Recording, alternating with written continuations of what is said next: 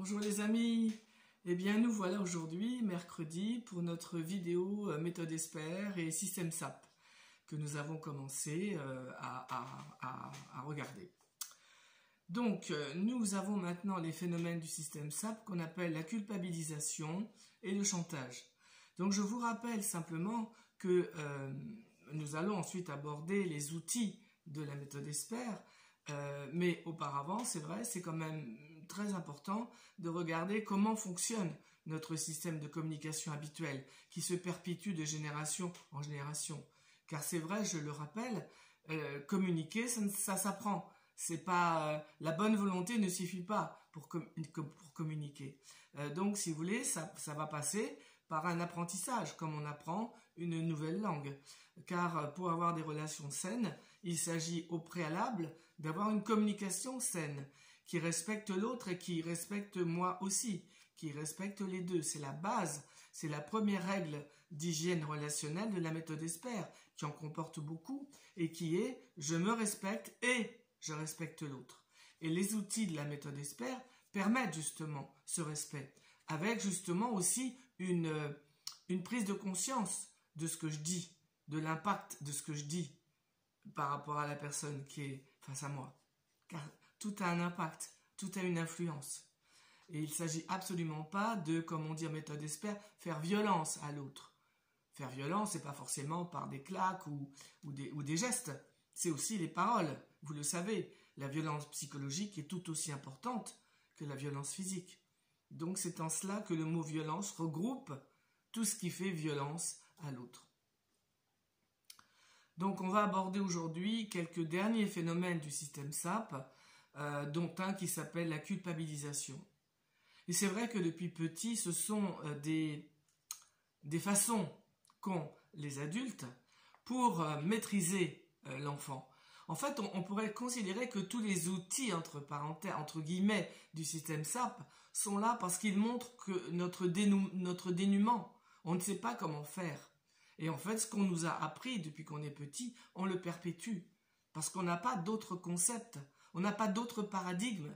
Et d'ailleurs, non seulement pour apprendre à communiquer, mais d'une façon générale dans la vie, nous vivons avec des concepts, donc avec des paradigmes obsolètes, complètement rétrogrades, et qui ne veulent rien dire, et qui sont totalement injustifiés. Par exemple, prenons la redevabilité. Vous voyez, voilà, je fais une digression.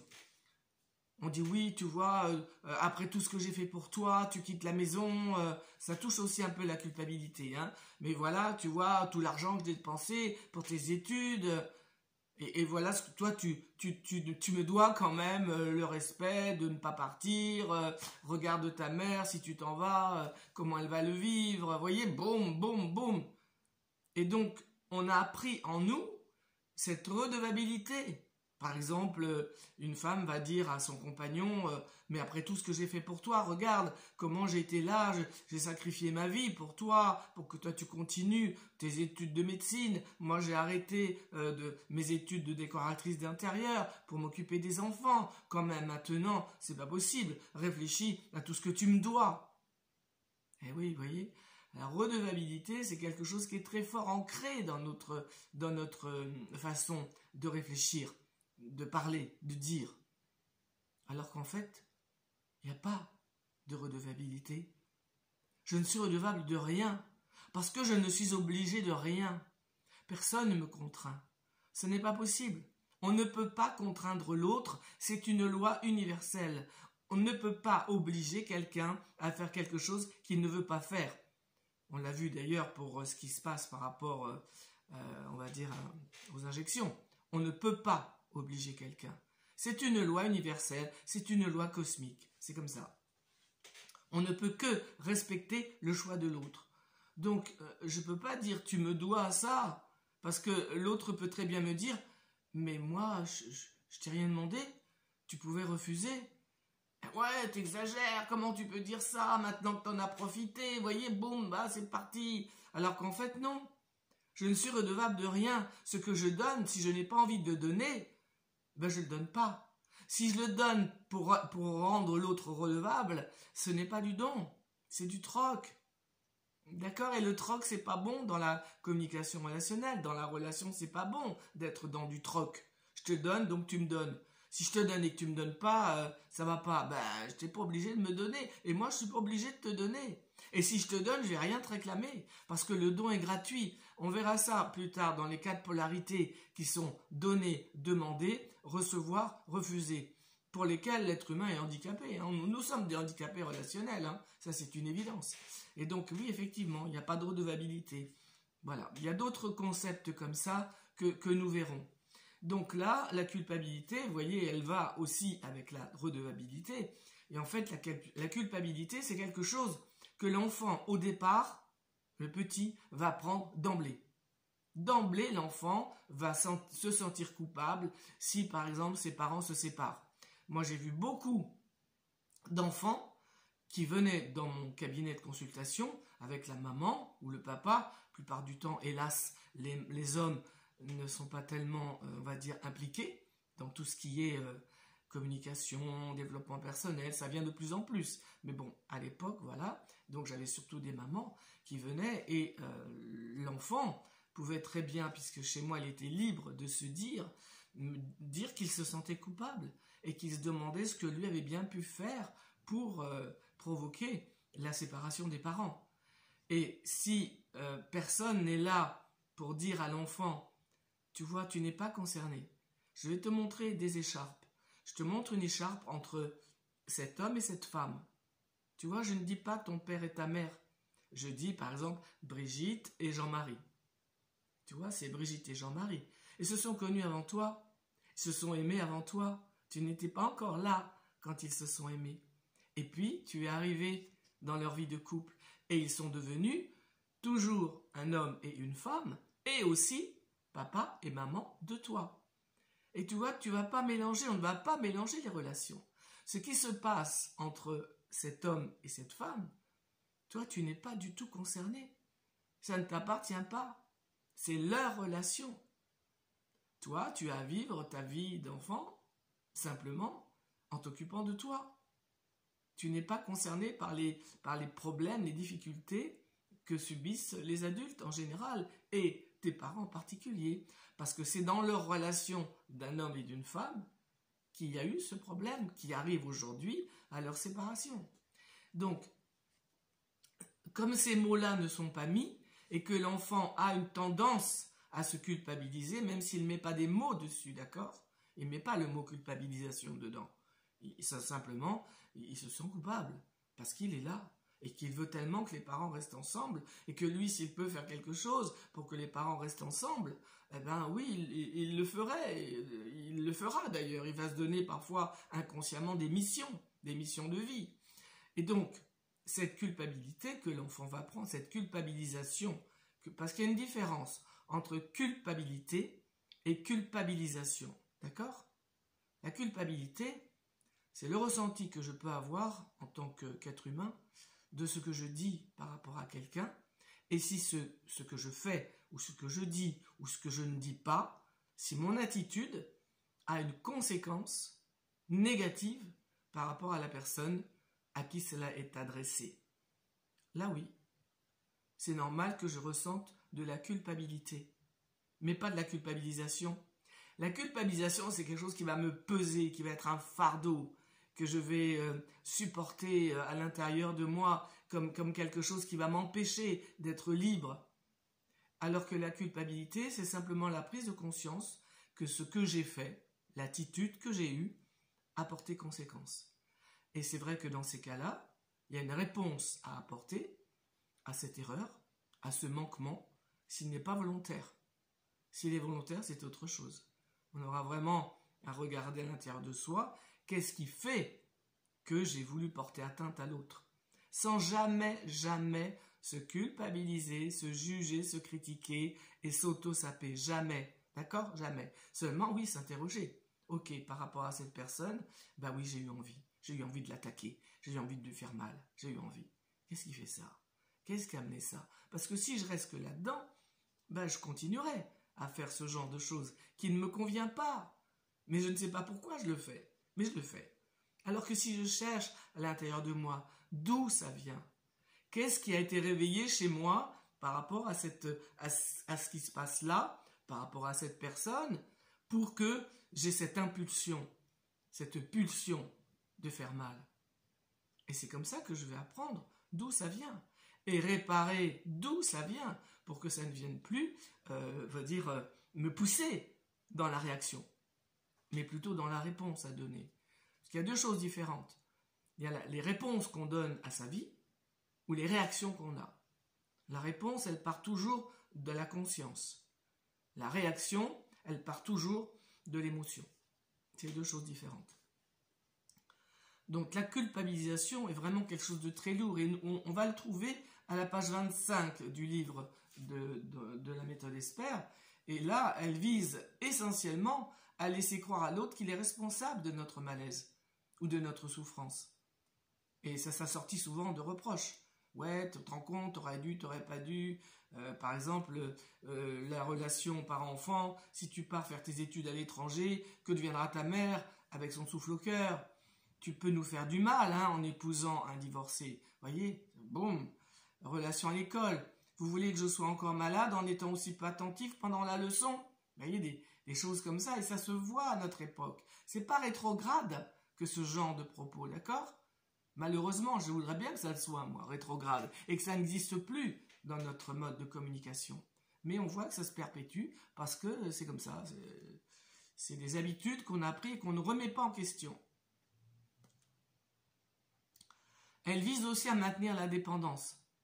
Parce que si je me sens coupable, je ne peux pas être libre de mes réponses. Je ne peux pas être libre de partir. Vous voyez, moi je me rappelle d'un voisin que j'avais qui était agriculteur et qui buvait, qui avait voilà, beaucoup de choses à s'occuper. Il avait du bétail, il avait des vignes, il avait beaucoup de choses. Et un jour, je ne sais pas, je parle avec lui et il me dit, moi, voyez, moi j'ai promis à mon père sur son lit de mort de prendre sa suite. Il m'a demandé de prendre sa suite et moi j'avais pas du tout envie. Et voilà ce que je fais. Vous vous rendez compte comment c'est lourd? Comment c'est lourd si tu fais pas ça?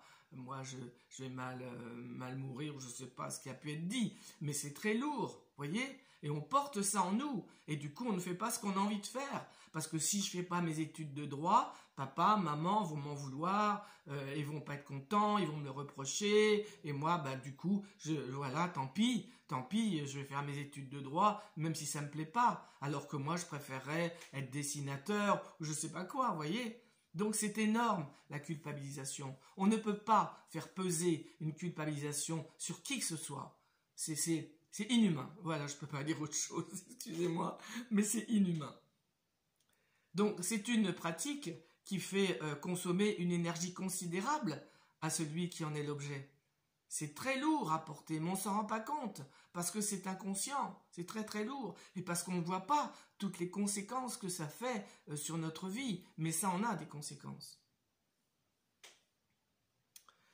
Donc voilà, et puis il y a aussi donc son corollaire, toujours, il y a toujours les autos, donc il y a aussi l'auto-culpabilisation, et là comme elle est importante, moi, je sais bien, je l'ai vécu aussi, comme plein de personnes. J'aurais pas dû, c'est à cause de moi. Voilà, ma mère s'est suicidée. Oh là là, c'est à cause de moi. Même si on est adulte, d'accord? C'est quelque chose, c'est comme une espèce de mécanisme qu'on a mis en place et qui est l'auto-culpabilisation. Oui, c'est à cause de moi, si j'ai perdu ce boulot, c'est peut-être parce que j'ai pas été assez sympa avec le patron, ou alors si cet ami ne veut plus me parler, eh ben qu'est-ce que j'ai pu bien faire pour que ça n'aille pas? Vous voyez, c'est un truc très lourd qui est vraiment dans notre société, ça. On pourrait presque parler d'égrégore de culpabilisation et d'auto-culpabilisation. Et oui, alors il va s'agir de quoi? Ben de la voir, cette culpabilisation. De voir lorsqu'elle agit, lorsque moi je la pratique, et lorsque je la pratique en culpabilisant quelqu'un, ou quand je la pratique en m'auto-culpabilisant. Pour changer ça. Et le plus dur après, ça ne va pas être tellement les prises de conscience. Les prises de conscience, quand on les fait, c'est extraordinaire, c'est déjà énorme, c'est une partie du chemin. Mais ça n'est qu'une petite partie, hein. C'est quoi? 20% du chemin. tout le reste, ça va être quoi? Ben, ça va être changer. Être d'accord avec ce que je ne veux plus garder. Comment j'ai trouvé, heureusement, un outil, une façon de faire qui me permet de ne plus rester dans cette ornière, parce que c'est une ornière, on est embourbé là-dedans. Et du coup, j'ai un outil à ma disposition. Je ne sais pas ce qu'il vaut, cet outil. Je ne le connais pas, mais je vais l'utiliser. Et je vais l'utiliser correctement, c'est-à-dire 1 fois par jour, 2 fois par jour, sans m'en vouloir, si je vais foirer, parce que c'est sûr, je vais foirer. Nos mécanismes sont tellement ancrés en nous que oui, ça va prendre du temps, et le temps sera en fonction de je pratique ou pas. Si je pratique 1 fois tous les mois, c'est même pas la peine, autant ne pas pratiquer, d'accord? Ça sert à rien. Parce que la pratique, c'est tous les jours. C'est tous les jours où je décide de prendre une des caractéristiques du système SAP. Tiens, aujourd'hui, je ne vais plus menacer. Je ne vais pas menacer aujourd'hui. Si je me vois menacer, eh ben, je vais me voir. Et puis, je vais l'arrêter. Puis moi, je ne m'auto-menace plus. Je vais le voir. Si je ne l'ai pas fait dans la journée, c'est pas grave. Demain, je ferai autre chose. Parce qu'il y a tellement de choses à rectifier. Donc demain, tiens, je vais pas me culpabiliser. Ok, je me donne ça dans la journée. Et puis le soir, je vais regarder. Alors, est-ce que j'ai pu rectifier si je me suis auto-culpabilisé? Ah oui, tiens, je me rappelle. Tiens, je me suis dit ça. Et puis hop, j'ai tout de suite rectifié. Ah, c'est super. Ok. Le lendemain, on fait autre chose. On ne fait pas de dévalorisation. Je ne vais pas dévaloriser qui que ce soit. Et je ne vais pas me dévaloriser. Et je le fais 1 fois dans la journée. Si ce n'est pas fait, ce n'est pas grave. La vie va me donner des tas d'occasions de mettre en pratique. Et très vite, si cette pratique, elle est faite tous les jours, vous voyez, c'est très peu, c'est une chose tous les jours. Mais si elle est faite tous les jours, très rapidement, les circuits neuronaux vont changer et il va y avoir une autre façon de penser. Moi, je me demandais comment ça se faisait que des gens qui venaient en consultation chez moi changeaient. Mais j'ai compris que c'était ça en fait, parce qu'un jour j'ai vu une vidéo qui parlait ça, des circuits neuronaux, parce que moi je ne connaissais pas tout ça. Et effectivement, et ensuite, vous le verrez, vous demanderez comment vous faisiez avant pour pratiquer ce truc-là du système SAP, parce que ça n'est plus possible dans votre cerveau. Vous ne pouvez plus le faire. Vous aurez beau essayer de le faire, de culpabiliser, de menacer, de dévaloriser, de disqualifier, de juger, de critiquer. Vous ne pourrez plus, et même vous serez étonné, vous vous direz, mais attends, mais avant je le faisais, mais comment ça? Eh ben, c'est parce que les circuits neuronaux se sont sclérosés, parce qu'ils n'étaient pas bons. Il n'était simplement pas bon, mais si je fais rien, ben je vais continuer. C'est comme la gymnastique. Si je rectifie pas ce que le prof m'a dit de rectifier, ben ouais, je vais continuer. C'est à moi après à rectifier ce que le prof m'a dit qui n'était pas bon. Si je le fais pas, ben non, ça changera pas. Donc voilà ce qui est important, c'est mettre en pratique. Voilà. Donc la culpabilisation, souvent, elle va avec de la victimisation, d'accord? Et on parlera plus en détail de la victimisation, parce que ça aussi c'est un fléau. Tout ça c'est vraiment, le mot est pesé, hein. Ce sont des fléaux. La redevabilité, la honte, la culpabilisation, la victimisation, ce sont des fléaux. Moi dans mon cabinet de consultation, quand j'avais des personnes qui pratiquaient la victimisation, je le voyais très vite, hein, parce que moi j'ai fait beaucoup ça, donc je connais, et je le voyais très vite, et puis au bout de 2-3 consultation. Moi, mon but, c'est pas de faire de l'argent. Hein. Non, non. Mon but, c'est pas de garder les gens. Hein. Non, non. Non, non. Pas mon but. Mon but, c'est que les gens soient autonomes le plus rapidement possible pour se prendre en charge et pour être heureux. On n'a pas assez de temps à perdre pour être heureux. Donc, c'est mon but. Donc, quand je voyais au bout la première séance, je ne dis rien, mais je le vois. La deuxième séance, je commence tout doucement à en parler. La troisième séance, j'en parle beaucoup. Je dis à la personne, voyez, je parle de la victimisation, de ce que ça fait, de l'énergie que ça prend à l'intérieur, de l'énergie que ça prend à la personne en face et de l'improductivité de la victimisation. Parce qu'en fait, la victime, ce qu'elle veut, c'est quoi? C'est pas se prendre en charge, hein. C'est aller trouver une poubelle relationnelle, quelqu'un, chez qui elle va déverser tout ce qui va pas.